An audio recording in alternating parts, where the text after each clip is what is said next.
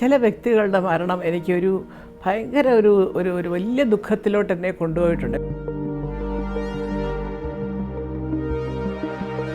എവിടെങ്കിലും ഞങ്ങൾ ചെന്നാൽ ഓടി വന്ന് കാണുന്ന ഒരാളായിരുന്നു ജയൻ. എൻ്റെ ജീവിതത്തിൽ മറക്കാനാവാത്തൊരു സംഭവമായിരുന്നു അത്. എനിക്ക് ചേച്ചിയോടൊരു കാര്യം പറയാനുണ്ട്. ജനുവരിയിൽ എൻ്റെ കല്യാണമാണ്. എല്ലാം പറഞ്ഞേച്ചു പോയ ഒരാളിൻ്റെ മരണം ഒരു നിമിഷങ്ങൾക്കുള്ളിൽ കൺമുമ്പിൽ കാണുക എന്ന് പറഞ്ഞാൽ അനുഭവയോഗം എന്നൊന്നുണ്ട്. നിങ്ങളുടെ വീട്ടിലെ കാര്യങ്ങളും കൂടെ നിങ്ങളൊക്കെ ആലോചിക്കണം വല്ലപ്പോഴൊക്കെ. അച്ഛൻ, അമ്മ, സഹോദരൻ അല്ലെങ്കിൽ സഹോദരി, മറ്റ് ബന്ധുക്കൾ, ഇവരുടെയൊക്കെ മുമ്പിൽ ഞാൻ ഒരു 40-45 വയസ്സാകുമ്പോൾ ആരായിരിക്കും എന്ന് നിങ്ങൾ സ്വയം ചിന്തിക്കുക.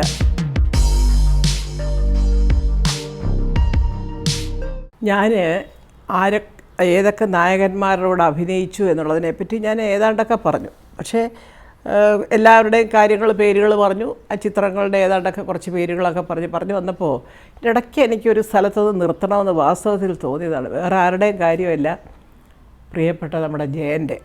എൻ്റെ ജീവിതത്തിൽ മറക്കാനാവാത്തൊരു സംഭവമായിരുന്നു അത്.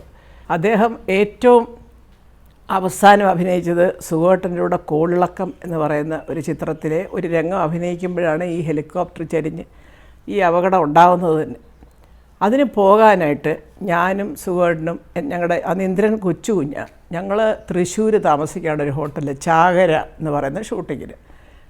ജയനപ്പോൾ പീരുമേട്ടിൽ അറിയപ്പെടാത്ത രഹസ്യം എന്ന് പറയുന്ന ചിത്രത്തിൻ്റെ ഷൂട്ടിങ് നടക്കുക. അപ്പോൾ തലേ ദിവസം ഫോൺ ചെയ്തിട്ട് പറഞ്ഞു, സുഗു നാളെ വൈകിട്ട് നീ കയറില്ല. അപ്പോൾ പറഞ്ഞാൽ പിന്നെ മറ്റന്നാൾ ക്ലൈമാക്സ് അല്ലേ കോളിളക്കത്തിൻ്റെ, അപ്പം നമുക്കത് തീർച്ചയായിട്ടും അതിനൊക്കെ ഉള്ള ഒരു ക്ലൈമാക്സ് ലീഡായതുകൊണ്ട് ഞാൻ കയറും. എന്നാൽ ഒരു കാര്യം ചെയ്യും. അപ്പോൾ ഞാൻ അവരോട് പറഞ്ഞു, നമുക്ക് 2 പേർക്ക് ഒരേ ട്രെയിൻ എടുക്കാൻ പറഞ്ഞു. കാരണം കോട്ടയത്തു നിന്ന് വണ്ടി തൃശ്ശൂരെത്തുമ്പോൾ അതേ ട്രെയിനിൽ നീയും കയറും. അപ്പോൾ നമുക്ക് ഒന്നിച്ചിരുന്ന് വർത്താനമൊക്കെ പറഞ്ഞങ്ങനെ പോകാം, അങ്ങനെ ആട്ടെ എന്ന് പറഞ്ഞു. അപ്പം ഞാൻ പറഞ്ഞു, സുഗേട്ട അങ്ങനെ ഉണ്ടെങ്കിൽ ഇവിടെ എത്തുമ്പോഴത്തേക്ക് രാത്രി ആവത്തില്ലേ, തൃശ്ശൂർ എത്തുമ്പോൾ വല്ല ഇവിടെ തൃശ്ശൂരോ എറണാകുളമൊക്കെ ആയിരിക്കും ഫുഡ്. വേണമെങ്കിൽ ഞാൻ എന്തെങ്കിലും നമുക്ക് ഇവിടുന്ന് വാങ്ങിച്ചോ അല്ല വേണേൽ പാക്ക് ചെയ്ത് നോക്കട്ടെ, ഞാൻ ചോദിച്ചിട്ട് വേണമെങ്കിൽ പറയാം എന്നൊക്കെ പറഞ്ഞു. അങ്ങനെ പിറ്റേ ദിവസം ട്രെയിനിൽ വരാനൊക്കെ പരിപാടി ഇടുന്നതിനിടയ്ക്ക് സുഗേട്ടൻ പറഞ്ഞു, മല്ലിക വന്നിട്ടുണ്ടെന്ന് പറഞ്ഞു, കുഞ്ഞിനെയും കൊണ്ട്. അപ്പോൾ ഞാൻ സംസാരിച്ചു. ഒരു 10 മിനിറ്റ് അദ്ദേഹം സംസാരിച്ചു. അയ്യോ അവരെന്ത് പറയുന്നു. കാരണം ഇന്ദ്രനെയൊക്കെ കൊച്ചിലെ എവിടെങ്കിലും ഞങ്ങൾ ചെന്നാൽ ഓടി വന്ന് കാണുന്ന ഒരാളായിരുന്നു ജയൻ.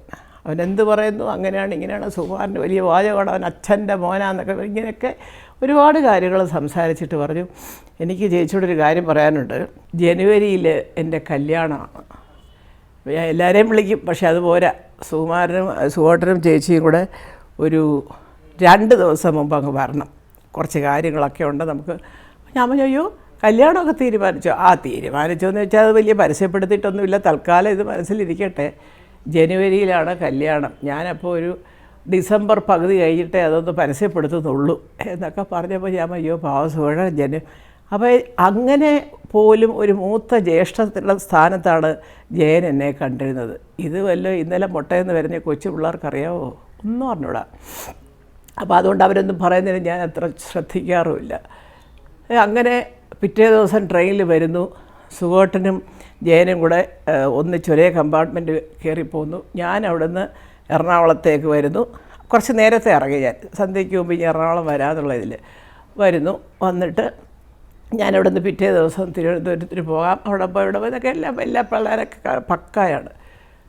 വെളുപ്പിനെ ഞാൻ തിരുവനന്തപുരത്ത് എത്തിക്കഴിഞ്ഞ് ഞാൻ വീട്ടിൽ ചെന്നു. എല്ലാം കഴിഞ്ഞ് ഒരു 3-3:30 മണിയായി കാണും. നമ്മുടെ ഫിലിം ക്രിറ്റിക്സിൻ്റെയൊക്കെ ആളായിരുന്നു അദ്ദേഹം, ഇന്നില്ല, ശ്രീ മണ്ണാറക്കയ ബേബി. അദ്ദേഹം എന്നെ വിളിച്ചിട്ട് ചോദിക്കുകയാണ്, വലിയ ഒരു ന്യൂസ് കേട്ടല്ലോ. ഞാൻ എന്താ ബേബി? അല്ല നമ്മുടെ അവിടെ ഈ കോളിളക്കത്തിൻ്റെ സ്ഥലത്ത്, പുള്ളി അതുകൊണ്ട് വ്യക്തമായിട്ട് പറയുന്നില്ല, പറയാനൊരു ചെറിയ മടി, കാരണം പുള്ളി കേട്ട വാർത്തകളും അങ്ങനെയാണ്. എന്തോ ഒരു ചെറിയ അപകടം നടന്നു കോളിളക്കത്ത്. അയ്യോ കോളിളക്കത്തിൻ്റെ സെറ്റിൽ സുഗേട്ടനും ജയനും ഇന്നലെ ആ പടത്തിനാണ് പോയിരിക്കുന്നത്. അല്ല അതാണ് ഞാൻ പറയാൻ വന്നത്. ഞാൻ പറഞ്ഞു, അല്ല എന്താ സംഭവം എന്താണെന്ന് വെച്ചാൽ, അല്ല അത് ഇവർ 2 കൂടെ അഭിനയിച്ച ഒരു രംഗത്തിൻ്റെ ഇടയ്ക്കാണിത്. ഞാൻ അയ്യോ ബേബി എന്തോ ആർക്കെങ്കിലും വല്ലതും പറ്റിയോ? അപ്പോൾ പുള്ളി അതിന് ഉത്തരം പറയുന്നില്ല. അല്ല അത് അങ്ങനെ എനിക്കൊന്നും ഡീറ്റെയിൽസ് ഒന്നും കിട്ടിയിട്ടില്ല. ഇങ്ങനെ ഒരു അപകടം നടന്നത് എനിക്കാണെങ്കിൽ ഇത് കേട്ടപ്പോൾ ജയനും സുഖോട്ടനും കൂടെ അഭിനയിക്കുന്ന സീനിലാണെന്നും ഇനിയിപ്പോൾ ഇവർ രണ്ടും കൂടെ പോയി എന്തെങ്കിലും അബദ്ധങ്ങൾ സംഭവിച്ചോ ഈശ്വര ഒന്നും അറിയില്ലല്ലോ. ഞാൻ അറിയാവുന്ന നമ്പറുകളിലെല്ലാം എനിക്ക് മദ്രാസിൽ ഈ പറഞ്ഞ പോലെ പലരെ അറിയാം. അങ്ങനെ സൂണ സ്ക്രീൻ്റെ പടമാണത്, ഹരിഹരൻ സാറിൻ്റെ പടമാണ്. അപ്പോൾ അത് ഞാൻ അവിടെ വിളിച്ചു, ഇവിടെ വിളിച്ചു, ഭാസി സാറിനെ വിളിച്ചു, അടൂർ ഭാസി സാറിനെ കൊണ്ട് അവിടെ വിളിപ്പിച്ചു, ഇങ്ങനെ പലയിടത്തും വിളിപ്പിച്ചിട്ട് അവസാനം അവരുടെ മറുപടി വന്നു, ഒരു അപകടം നടന്നു എന്നുള്ളത് സത്യമാണ്, പക്ഷേ വലിയ സുകുമാരനൊന്നുമില്ല, ജയൻ കുറച്ചൊരു, അപ്പോഴും ഇവർ ഇങ്ങനെ ഇത്രയും ക്രിറ്റിക്കലാണെന്നുള്ള രീതിയിൽ ആരും പറഞ്ഞില്ല. കാരണം ഞാനിങ്ങനെ ദൂരെ ഇരിക്കുന്നു, ഇനി ഇവർ സുഖോട്ടനെക്കുറിച്ചൊന്നും ഇല്ല എന്ന് പറയുന്നത് സത്യമാണോ അതോ അതും നുണയാണോ എന്നൊക്കെ എനിക്ക് തോന്നുമല്ലോ സ്വാഭാവികമായിട്ടും. അപ്പോൾ അത് കഴിഞ്ഞൊരു 15 മിനിറ്റൂടെ കഴിയുമ്പോൾ മണ്ണാർക്കാ ബേബി വീണ്ടും വിളിക്കുക, വലിയ വേറൊന്നുമല്ല, സുകുമാരനൊരു കുഴപ്പമില്ല, അതും ജയനാണ് എൻ്റെ കുഴപ്പമില്ലാതെ രക്ഷപ്പെടാൻ കാരണം എന്ന് പറഞ്ഞ കഥ മുഴുവൻ പറയുകയാണ്. ഹെലികോപ്റ്ററിൽ സുഖോട്ടൻ്റെ തോളത്ത് കൈ വെച്ചുകൊണ്ട് പോകുന്നു. അപ്പോൾ അദ്ദേഹത്തിന് ഈ അവിടെ ഇവിടെയൊക്കെ പട്ടാളത്തിലൊക്കെ പോയിട്ടുള്ളതുകൊണ്ടായിരിക്കാം ഇതൊക്കെ അറിയാം. സുഖോട്ട ഞാനിങ്ങനെ ഈ ഹെലികോപ്റ്ററിൽ പിടിക്കുമ്പോൾ ഒരു കാര്യം ചെയ്യണം, ഞാനൊരു ശബ്ദം ഇങ്ങനെ ആന്നോ ഊന്നോ ഒക്കെ ഉറക്കെ ഞാൻ പറയാം എന്നെ കൊണ്ടാവുന്ന പോലെ, അത് കേൾക്കുമ്പോൾ ഈ ബൈക്ക് നീ മുമ്പോട്ട് വിട്ട് നേരെ അങ്ങ് മാറിക്കണം. അപ്പോൾ എന്താ അല്ല ഇത് അഥവാ ഞാൻ പിടിക്കുമ്പോൾ ഒന്ന് ചരിഞ്ഞാൽ ഈ പ്രൊപ്പല്ലർ നിൻ്റെ തലയിലെങ്ങാട് പിടിക്കുമോ ഈശ്വര, എനിക്കതൊരു പേടിയുണ്ട് എന്നൊക്കെ പറയുമ്പോൾ സുഖോട്ടൻ പറഞ്ഞില്ല ഞാനത് ശ്രദ്ധിച്ചോളാം ചെയ്യാന്ന് പറഞ്ഞു. അങ്ങനെ വരുന്നു, ജയനെ പിടുത്തം അതിൽ കിട്ടി, ജയനിങ്ങനെ ആന്ന് പറയുന്നു. അപ്പോഴത്തേക്കും സുഖോട്ടനിങ്ങനെ മുമ്പോട്ട് പെട്ടെന്ന് റേസ് ചെയ്ത് വണ്ടി അങ്ങോട്ട്, പക്ഷേ ഒരു 100 മീറ്റർ തികച്ച് പോയി കാണത്തില്ല, ഭയങ്കര ഒരു ശബ്ദം കേട്ടിട്ട് സുഖോട്ടൻ പെട്ടെന്ന് തിരിഞ്ഞ് നോക്കിയപ്പം ഹെലികോപ്റ്റർ താഴെ വീട് ആ ചിറകിൻ്റെ അവിടെ ഇങ്ങനെ കത്തുന്നതാണ് കാണുന്നത്. എന്താണ് ഏതാണെന്ന് ഒരു പിടിയും കിട്ടുന്നുമില്ല. അപ്പോൾ ആകെ മൊത്തം സുഖോട്ടനും അങ്ങ് ഒരുമാതിരി വല്ലാതെ കയ്യും കാലും ഒന്നും അനങ്ങാത്തൊരു അവസ്ഥയായിപ്പോയി. കാരണം ആ സൈഡാണ് ജയൻ തൂങ്ങി നിന്നതും. ഓടി തിരിച്ച് വന്ന് ബൈക്ക് അങ്ങോട്ട് ഇട്ടേച്ച് ഓടി അടുത്തോട്ട് ചെന്ന് അപ്പോൾ ഇന്നും സുഖോട്ടൻ പറഞ്ഞൊരു വാചകമുണ്ട്, ഒരു പക്ഷേ ജയൻ്റെ ഈ പറഞ്ഞ പോലെ ദിനചര്യയും ആ ശരീരം നോക്കുന്ന രീതിയും ഭക്ഷണ രീതിയും ഒക്കെ കൊണ്ടുള്ളൊരു ആരോഗ്യമുണ്ടല്ലോ, ആ ഒരൊറ്റ കാരണം കൊണ്ടായിരിക്കാം ആ ഓൺ ദ സ്പോട്ട് ജയൻ മരിക്കാതിരുന്നത്. കാരണം പക്ഷേ ഇവരൊക്കെ നോക്കുമ്പോൾ ഈ ബാക്ക് സൈഡിൽ നിന്ന് ഭയങ്കരമായിട്ട് ബ്ലഡ് വരുന്നുണ്ട്. അപ്പോൾ പെട്ടെന്ന് ഇട്ടു. അത് പക്ഷേ കാറിലോട്ട് കയറ്റി കിടത്തി ഇവരെല്ലാവരും 2-3 പേരെ കാറിൽ കയറി. അപ്പോൾ കയറിയവർക്കെല്ലാം മനസ്സിലായി എന്തോ ഒരു സംഭവിച്ചോന്ന്. കാരണം ഒരു അനക്കമില്ല, മറ്റേ അതുവരെ ചില മുക്കൽ എന്നൊക്കെ പറയുന്നൊക്കെ ഉണ്ടെങ്കിലും പിന്നെ ശബ്ദമില്ല. ഓടി പിടിച്ച് ഹോസ്പിറ്റലിൽ ചെന്ന് കഴിഞ്ഞ് അവരെ പെട്ടെന്ന് എമർജൻസി കൊണ്ടുപോയി ഓപ്പറേഷൻ തിയേറ്ററിൽ കൊണ്ടുപോയിട്ട് വന്ന് പറഞ്ഞു രക്ഷയില്ല സാർ, ഓൾറെഡി ആൾ പോയി. അയ്യോ, അതങ്ങോട്ട് ഒരു പെട്ടെന്ന് അങ്ങോട്ട് ഉൾക്കൊള്ളാൻ പറ്റില്ല. എനിക്കല്ലെന്നല്ല, എല്ലാ ധൈര്യമുള്ള സുഖോട്ടനും പറ്റിയില്ല, ആർക്കും പറ്റില്ല. കാരണം ഇങ്ങനെ എല്ലാം പറഞ്ഞേച്ചു പോയ ഒരാളിൻ്റെ മരണം ഒരു നിമിഷങ്ങൾക്കുള്ളിൽ കൺമുമ്പിൽ കാണുക എന്ന് പറഞ്ഞാൽ അതൊക്കെ പിന്നെ നമുക്ക് ജീവിതത്തിൽ കുറേ കാലം നമ്മളത് കൂടെ കൊണ്ട് നടക്കും, ഒരു വലിയ ഭാരമായിട്ട്. അപ്പോൾ അതെന്നെ സംബന്ധിച്ചിടത്തോളം ഒരു മറക്കാൻ പറ്റാത്ത ഒരു സംഭവം എന്ന് പറയുന്നത് ജയൻ്റെ മരണമാണ്. അത് ഭയങ്കരമായിപ്പോയി. ഇപ്പോൾ ഈ ജയൻ്റെ മരണം എന്തുമാത്രം വേദന മനസ്സിലുണ്ടാക്കിയോ അതുപോലെ ചില വ്യക്തികളുടെ മരണം എനിക്കൊരു ഭയങ്കര ഒരു വലിയ ദുഃഖത്തിലോട്ട് എന്നെ കൊണ്ടുപോയിട്ടുണ്ട്. കാരണം അത് മറ്റൊന്നും കൊണ്ടല്ല, നമ്മളൊപ്പം അഭിനയിച്ച ആർട്ടിസ്റ്റുകളുമായിട്ട് നമുക്കെന്നും ഒരു മാനസിക ബന്ധം കാണുമല്ലോ. എത്രയോ പേര് മലയാള സിനിമയിലെ പ്രഗത്ഭരായ അഗ്രഗണ്യരായ എത്രയോ പേരുടെ മരണം നമ്മളിപ്പോൾ ഈ അടുത്ത കാലത്ത് കണ്ടു കഴിഞ്ഞു. പക്ഷേ എങ്കിലും ഞാൻ മദ്രാസിൽ താമസിക്കുമ്പോൾ നടന്ന മറ്റൊരു മദ്രാസിൽ നിന്നാണ് കേരളത്തിലേക്ക് താമസം മാറുന്നതിൻ്റെ ഇടയ്ക്കാണ് ഈ പറഞ്ഞതുപോലെ ചില ആൾക്കാർ, ഇപ്പോൾ തിക്കുറിശി മാമൻ്റെ മരണം, അത് കഴിഞ്ഞ് വരുന്നു. ഇവിടെ എത്തിക്കഴിഞ്ഞപ്പോഴാണ് ഈ പറഞ്ഞതിൻ്റെ തൊട്ട്. അപ്പോൾ അത് ഈ പറഞ്ഞ സുഖോട്ടൻ്റെ മരണം കഴിഞ്ഞിട്ടാണ് സോമേട്ടൻ. ഞാൻ എപ്പോഴും വിചാരിക്കും, കാരണം വലിയ കൂട്ടാണ്, പാതിരാത്രിക്ക് ആ തിരുവല്ല വഴിയെങ്ങാനും വരികയാണെങ്കിൽ വണ്ടി നിർത്തി ആ പാവം പഠിച്ച സുജാത ചേച്ചി സോമൻചേട്ടൻ്റെ വൈഫിനെ ഉണർത്തി എന്തോ ഉണ്ട് തിന്നാൻ. അപ്പം ഞാനിങ്ങനെ പറയും എന്തോ സുഖേട്ട, ജോലി കഴിഞ്ഞൊരു വീട്ടിൽ ചെന്ന് കിടന്നുറങ്ങുന്നവർ.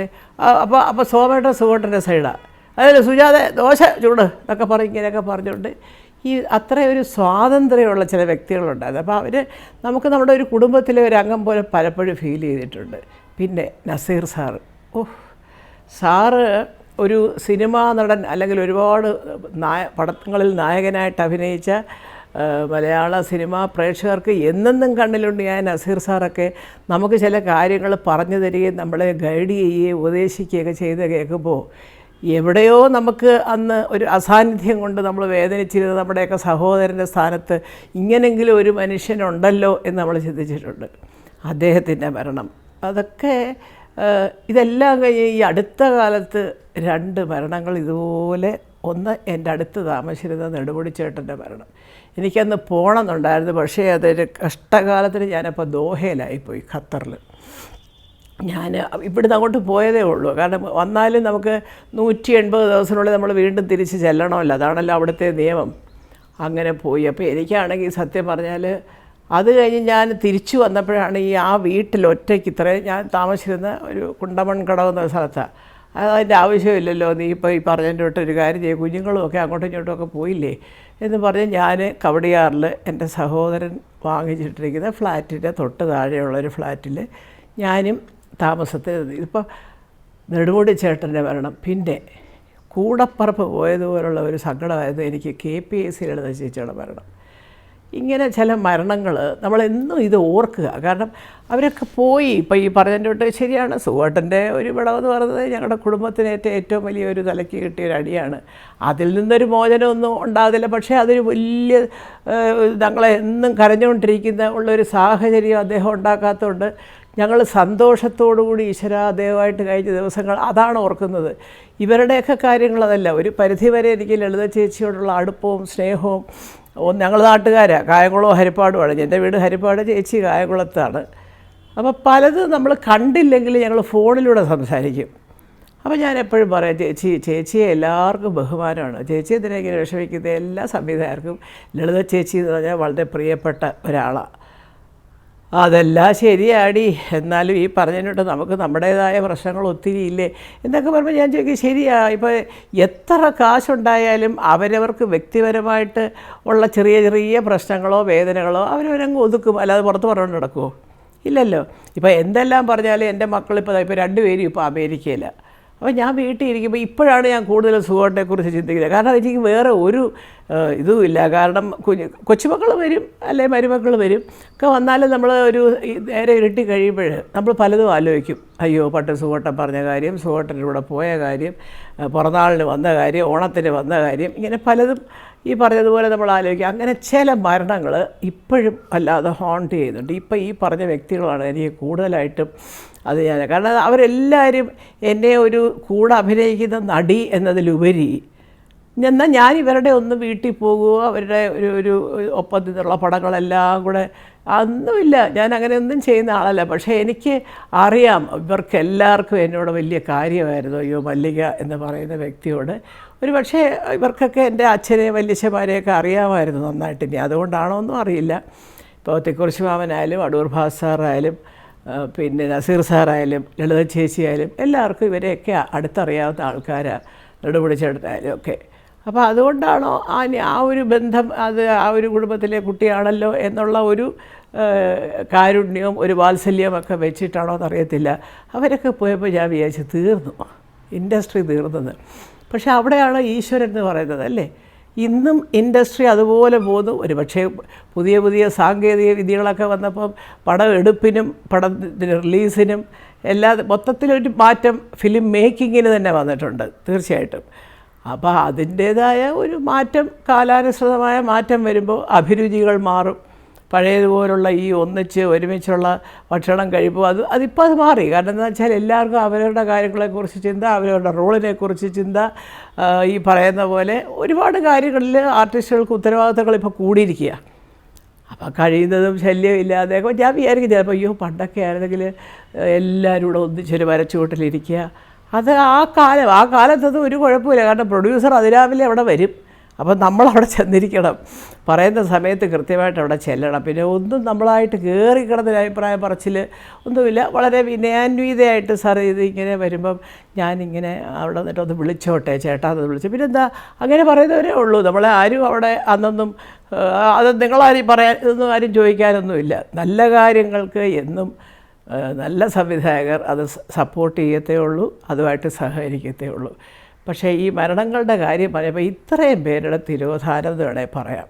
മലയാള സിനിമയെന്ന് പോയത് മലയാള സിനിമയ്ക്ക് നേരിട്ട ഏറ്റവും വലിയ ഒരു നഷ്ടമായിട്ട് തന്നെയാണ് ഞാൻ കാണുന്നത്. അല്ല, അതുപോലെ ഒത്തിരി പേര് ഒടുവിൽ ഉണ്ണികൃഷ്ണൻ ചേട്ടന്, കുതിരവട്ടം പപ്പുവേട്ടന്, മാളച്ചേട്ടന്, ഇവരൊക്കെ ഈ ഒരു ഹാസ്യം എന്ന് പറഞ്ഞാൽ അവരവർക്ക് സ്വന്തമായ ഒരു ശൈലിയുണ്ട്. ഇപ്പം തന്നെ ഒരു മിമിക്രിക്ക് പോയാൽ കുതിരവട്ടം പപ്പുവേട്ടനെ അനുകരിക്കുന്നതിന് പപ്പുവേട്ടൻ്റെ സ്റ്റൈലിലുള്ളൊരു സംഭവമുണ്ട്. മാളച്ചേട്ടനൊക്കെ എന്നൊക്കെ പറഞ്ഞാൽ അത് വേറൊരു അപ്പോൾ അതാ ഞാൻ പറഞ്ഞത്. കാരണം അവർക്കെല്ലാം അനുകരിക്കാൻ പറ്റിയൊരു പ്രത്യേക ശൈലി ഉണ്ടാക്കിയെടുത്ത കലാകാരന്മാരാണ് അവരെല്ലാവരും. അതൊരു തെറ്റാണെന്ന് പറയാനൊക്കത്തില്ല. അതുകൊണ്ടാണ് വ്യത്യസ്ത വേഷങ്ങൾ അവർ ചെയ്തത് ഇന്നും നമ്മൾ ഓർക്കുന്നത്. ഏതായാലും ഈ പറഞ്ഞതുപോലെ നമുക്ക് പെട്ടെന്ന് നമ്മുടെ കൂടെ സഹകരിച്ചവരൊക്കെ കൺമുമ്പിൽ നിന്ന് പോകുമ്പോൾ ഇത്രയൊക്കെ ഉള്ളൂ ജീവിതം. എന്തെല്ലാം നമ്മളുണ്ടാക്കിയാലും, സിനിമയായാലും രാഷ്ട്രീയമായാലും വേറെ വലിയ ബിസിനസ് ലോകമായാലും നമ്മൾ പറയും, ഇഷ്ടം പോലെ അതിലൊന്നും ഒരു കാര്യവുമില്ല. ഉണ്ടാക്കിയിട്ടത് അനുഭവിക്കാനുള്ള യോഗം കൂടെ ഈശ്വരൻ തരണം. അനുഭവയോഗം എന്നൊന്നുണ്ട്.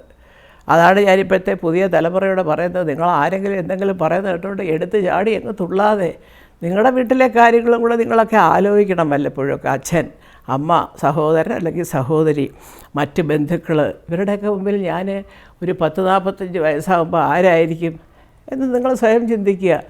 അതിനുള്ള എന്തെങ്കിലും ഞാനാകും എന്നൊരു ഉത്തമ വിശ്വാസം ഉണ്ടെങ്കിൽ ഓക്കെ. അതല്ലാതെ വെറുതെ പഠിക്കുന്ന കാലത്ത് പഠിത്തം ഉഴപ്പിക്കഴിഞ്ഞാൽ, കാരണം ഞാനൊരു ഇൻ്റർവ്യൂ നേരിട്ടിരുന്ന എൻ്റെ ഖത്തറിൽ ഞാനൊരു ഹോട്ടൽ ബിസിനസ് ഉണ്ടായിരുന്ന സമയത്ത് ഒരു ഇൻ്റർവ്യൂവിന് ഞാൻ ഇരിക്കുമ്പോൾ സത്യം പറയുകയാണെങ്കിൽ അത്ഭുതപ്പെട്ടു പോയിട്ടുണ്ട്. അവിടെ ഈ ഹൗസ് കീപ്പിംഗ് എന്നൊക്കെ പരിഷ്കരിച്ച പേരിലൊക്കെ പറയുമെങ്കിലും സംഗതി എന്താണെന്ന് വെച്ചാൽ ഇവിടുത്തെ പോലെയല്ല. ഇപ്പോൾ നമ്മുടെ റെസ്റ്റോറൻറ്റിലൊരു ടോയ്ലറ്റ് ആണുങ്ങൾക്കും പെണ്ണുങ്ങൾക്കും ബാത്റൂം വേറെ ഉണ്ടെങ്കിൽ അതിനകത്ത് പൂക്കൾ വയ്ക്കണം, ഓട്ടോമാറ്റിക്കായിട്ട് ഈ സെൻസറിൽ ഇതിൽ വരുന്ന ടിഷ്യൂസ് വയ്ക്കണം, സ്പ്രേ അടിക്കണം, എപ്പോഴും നല്ല പൂക്കൾ. അതിങ്ങനെ അതായത് ബാത്റൂമിലോട്ടാണ് കയറിയാൽ നമുക്ക് തോന്നത്തില്ല. 2 സെക്ഷനാണല്ലോ അതിങ്ങനെ. ആദ്യം ഒരു ഡ്രസ്സിങ് ഏരിയ പോലെ, പിന്നെ ടോയ്ലറ്റ്. ഇതിൻ്റെ ഹൗസ് കീപ്പിംഗ് എന്ന് പറയുന്ന വിഭാഗത്തിൽ അപ്ലൈ ചെയ്തിട്ടുള്ള ആപ്ലിക്കേഷൻസ് നോക്കുമ്പോൾ BA കോമേഴ്സൊക്കെയാണ് അപ്ലൈ ചെയ്തിരിക്കുന്നത്. അത് കഴിഞ്ഞിട്ട് വേറെ ഒരു കുട്ടി വന്നിട്ട് എന്തായിരുന്നു അത്, കിച്ചൺ സൂപ്പർവൈസർ, പിന്നെ ഓപ്പൺ കിച്ചൺ ഉണ്ടായിരുന്നു. എനിക്ക് തുറന്ന ഒരു അടുക്കള അവിടെ വെച്ച് തന്നെ ഇതൊക്കെ ഉണ്ടാക്കുന്നത്. അത് നിങ്ങൾ രസം എന്ന് പറഞ്ഞ പടം കണ്ടിട്ടുണ്ടെങ്കിൽ അറിയാം. അത് മോഹൻലാലും മോനും കൂടെ അവിടെ ആ ഹോട്ടലാണ്. അപ്പോൾ അതിനൊക്കെ വന്ന് അപ്ലൈ ചെയ്യുന്നവർ MA-ക്കാരും MSc-ക്കാരും BEd-കാരും. അപ്പോൾ ഞാൻ ചോദിച്ചേ, അപ്പോൾ എന്തിന് കേരളത്തിൽ നിന്നുള്ളവരുമുണ്ട്, ഞാനതുകൊണ്ടാണ് കൂടുതലും മലയാളികളെ എടുത്തത്. എന്തിനാ മോനെ ഇങ്ങനത്തെ ഒരു ജോലിക്ക് അപ്ലൈ ചെയ്ത്? നിങ്ങൾക്കൊക്കെ കുറേ കൂടെ നല്ല ക്വാളിഫൈഡ് ആയിട്ടുള്ള പോസ്റ്റ് കിട്ടത്തില്ലേ? 1.5 വർഷമായി എൻ്റെ അമ്മ ഓരോരുത്തർക്ക് വിസ എന്നൊക്കെ പറഞ്ഞ് അവിടെ ഇവിടെയൊക്കെ കുറച്ച് കാശൊക്കെ വിസ എടുക്കാൻ കൊടുത്തു. കാശും പോയി, വിസ ഒട്ട് കിട്ടിയില്ല. അപ്പം ഓരോരുത്തരുടെ എന്താ പറയുക, ഒരു നിരാശയുണ്ടല്ലോ. നമ്മൾ കഷ്ടപ്പെട്ടിട്ട് നമ്മൾ എവിടെയെങ്കിലും ഒന്ന് കയറിയില്ല, എനിക്ക് എൻ്റെ അമ്മയുടെ കയ്യിൽ ഒരു 1000 രൂപ കൊടുക്കാൻ പറ്റുന്നില്ല എന്നൊക്കെ. ഇപ്പോൾ ഏതായാലും ഞാനപ്പോൾ പറഞ്ഞു, ഏതായാലും ശരി, എൻ്റെ പ്രാർത്ഥനയുണ്ടാവും, നന്നായിട്ട് ജോലി ചെയ്യാമെന്ന് ഏറ്റ ജോലി ഭംഗിയായിട്ട് ചെയ്യണം. അവിടെ കിടന്ന് പിന്നെ തരികിട കളിക്കരുത്. മലയാളിക്കുള്ള ഏറ്റവും വലിയ ചീത്തപ്പേരും അവിടെയാണ്. അത് പ്രത്യേകിച്ച് കൂടുതലും ഈ അടുക്കള പണിക്ക് കൊണ്ടുപോകുന്നവരെയാണ് അവിടെ പേടി. ഈ കടയിലൊന്ന് ഇറങ്ങിപ്പോയി ആരെങ്കിലും കണ്ടു, കമ്പനി കൂടി മറ്റൊരിടത്ത് ഇത്ര ശമ്പളം കിട്ടുമെന്ന് പറഞ്ഞ് ഇതൊക്കെ ഇവിടെ ഉണ്ട്. അതുകൊണ്ട് അപ്പോൾ ഏതായാലും അങ്ങനെ വന്ന പല കുട്ടികളും ഇന്നിപ്പോൾ അവർ അവിടെ നിന്ന് ഒരുപാട് വർഷമായി, എനിക്ക് തോന്നുന്നു 10-15 വർഷമായി. അപ്പോൾ അവരൊക്കെ ഇന്ന് സ്വന്തമായിട്ട് വീടുകൾ വയ്ക്കുകയും സ്ഥലം വാങ്ങിക്കുകയും അവർക്കുണ്ടായിരുന്ന ചെറിയ ചെറിയ കടങ്ങളൊക്കെ വീട്ടുകയൊക്കെ ചെയ്തു. അപ്പോൾ എല്ലാം ജീവിതം എന്ന് പറഞ്ഞാൽ ഇതാണ്, ഉള്ളിടത്തോളം കാലം. ഞാൻ അതിനാണ് ഈ 2 കഥയും പറഞ്ഞത്. മരണത്തിൽ തുടങ്ങി കുറച്ച് രക്ഷപ്പെട്ട കഥകൾ വരെ പറഞ്ഞത്. ജീവിതം എന്ന് പറയുന്നത് പഠിക്കേണ്ട പുസ്തകമാണ്. അത് പഠിക്കുക.